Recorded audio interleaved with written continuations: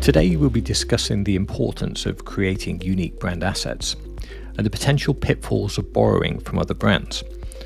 I'm going to use Danone's latest brand launch, the GetPRO protein drink, as a case study and explore the best practices and important watch-outs in the industry when borrowing assets linked to other brands.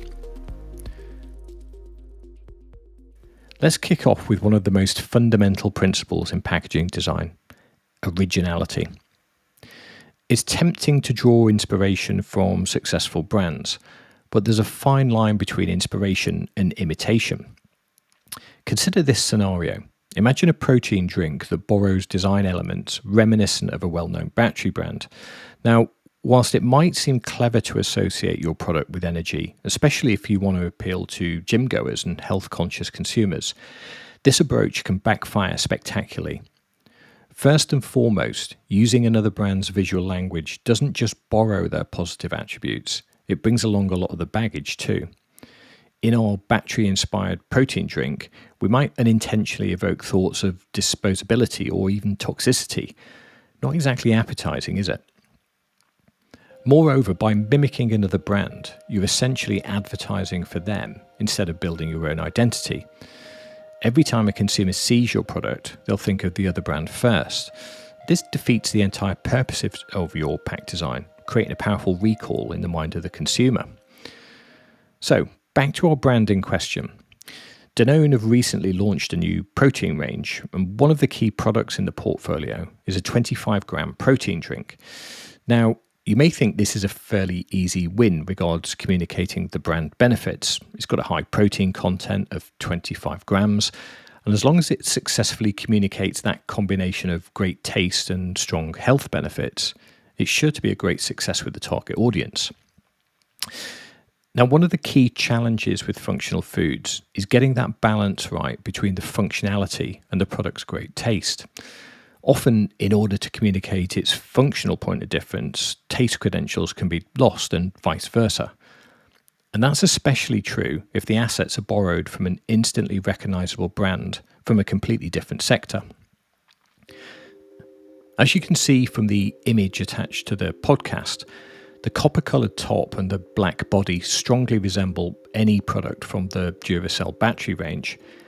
In fact, so strong are these cues for Duracell that they're successfully used by the Williams Formula One team as part of the Formula One car livery.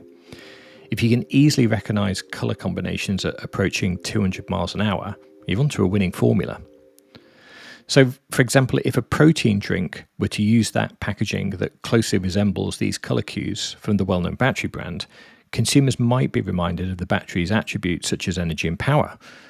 Well, that's good, isn't it? Well, no, not always. Disposable batteries also come with negative connotations that may not be desirable for a health-focused product.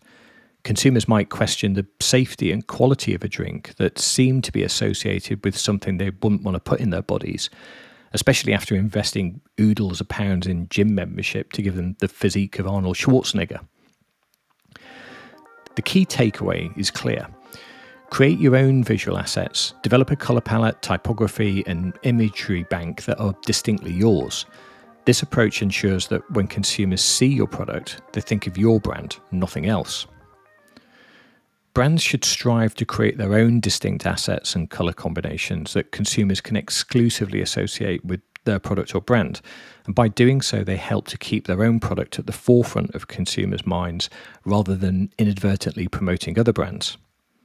This brings me on to another critical aspect of packaging design: relevance. If you do decide to draw inspiration from an existing design or concept, it's crucial to ensure it's relevant to your product and, importantly, that you've got the right to use it. As I mentioned earlier, there are often attributes that can be relevant to both products, but at the same time attributes that fight and have negative associations. So, to wrap it up, firstly, always strive for originality in your pack design. Create your own visual assets rather than borrowing from other brands. Secondly, ensure that any design elements you use are relevant to your product and legally permissible. Thirdly, consistency is key. Use your brand's assets consistently across all touch points to build recognition and recall. And fourth, your packaging should tell your brand's unique story, not remind consumers of other products. Remember, effective packaging design is about more than just looking good on shelf. It's about creating a visual language that communicates your brand's values, benefits, and unique selling propositions in an instant.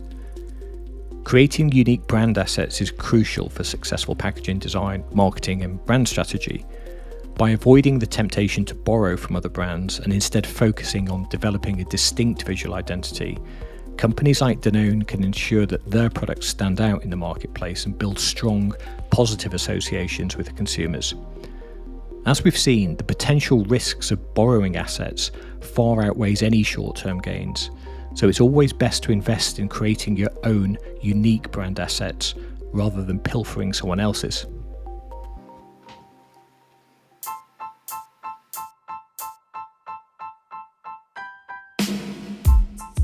Well, that's it. That's a wrap, as they say. I hope you found it informative. If it adds value, then please do subscribe.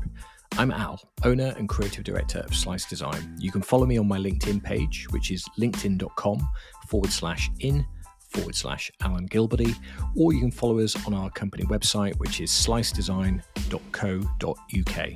So until next time, have a fantastic week and keep well.